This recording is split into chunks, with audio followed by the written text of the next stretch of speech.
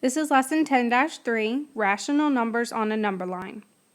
Our essential question, how can you compare rational numbers on a number line? And this picture just shows us the negative rational numbers and positive rational numbers. We have one vocab word.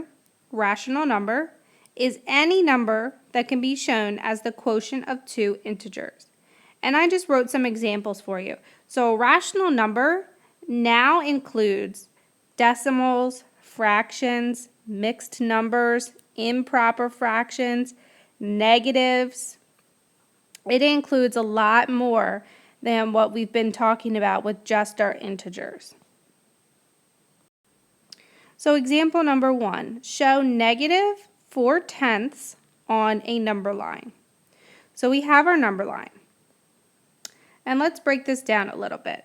We're dealing with a negative number.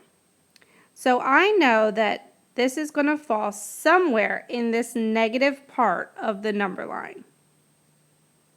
Now, this is a decimal 4/10, but my number line is in fractions. So we need to change our decimal to a fraction to make this easier to figure out. We change a decimal to a fraction by looking at the last digit and putting it over that place value.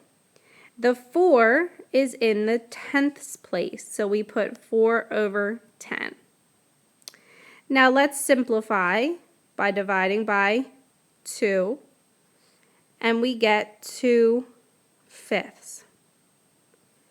Now it's actually a negative 2/5 because I have to keep my symbol. And now we can put this on our number line. So I know it's going to be somewhere around the negative 1/2. Now I have to try to figure out, is this less than a half or more than a half? And I know that 2/5 is not quite 1/2. So when I place it on my number line, it's going to go just a little bit before negative 1/2. So I'm going to put it in its decimal form,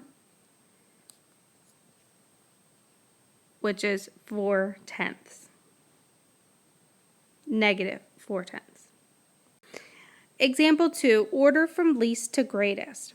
So again, we have a mixture of some decimals, some fractions, some mixed numbers. So let's make these all the same. So let's go ahead and make them all fractions. So let's change 4/10, and we just did that in the last problem. And we said it was 4 over 10, and we divided by 2, and we got 2/5. And that's going to still be in negative. So we have negative 2/5. This is already in a fraction, so we get to keep it, negative 1/4. This is already a mixed number, 1 1/5.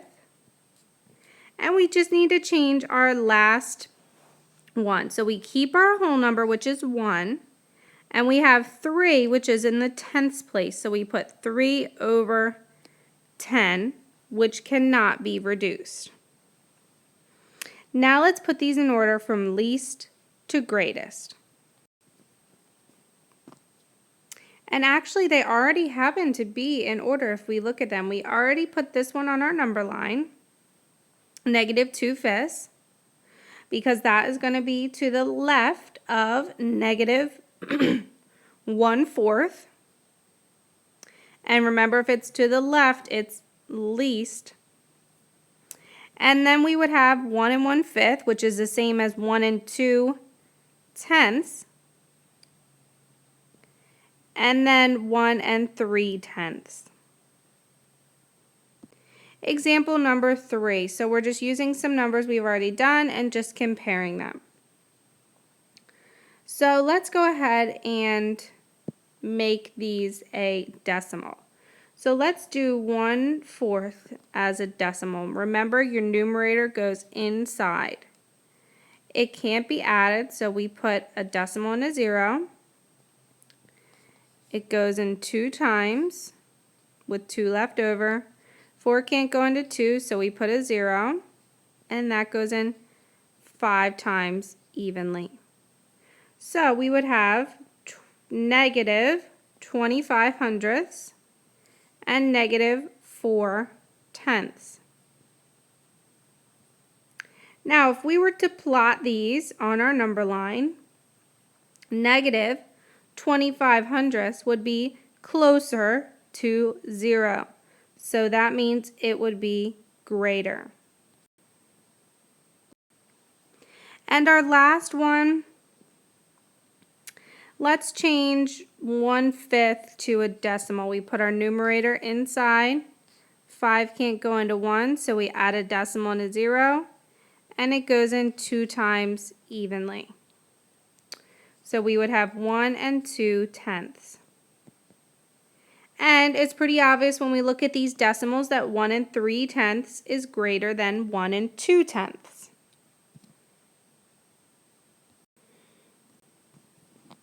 Okay, you have 3 practice problems. The first one, putting them in order from least to greatest.